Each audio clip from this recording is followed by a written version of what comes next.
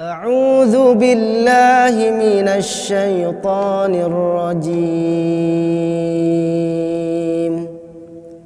بسم الله الرحمن الرحيم.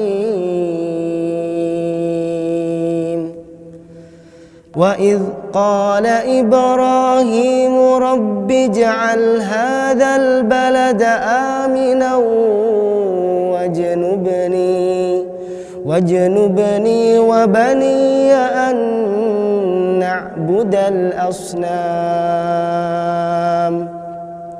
رب إنهن أضللن كثيرا من الناس فمن تبعني فإنه مني ومن عصاني فإنك غفور رحيم. ربنا إني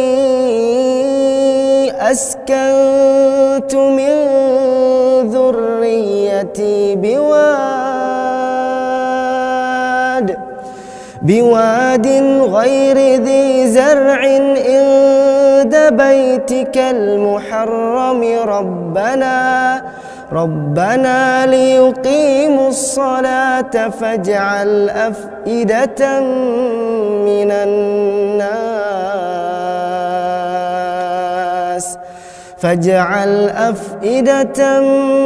الناس تهوي إليهم وارزقهم من الثمرات لعلهم يشكرون. ربنا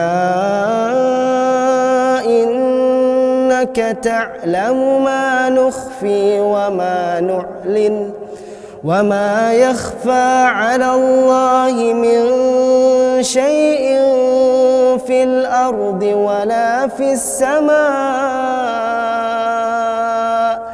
الحمد لله الذي وهب لي على الكبر إسماعيل وإسحاق إن ربي لسميع الدعاء. رب اجعلني مقيم الصلاة ومن ذريتي ربنا وتقبل دعاء. ربنا اغفر لي ولوالدي وللمؤمنين. ربنا اغفر لي ولوالدي وللمؤمنين يوم يقوم الحساب.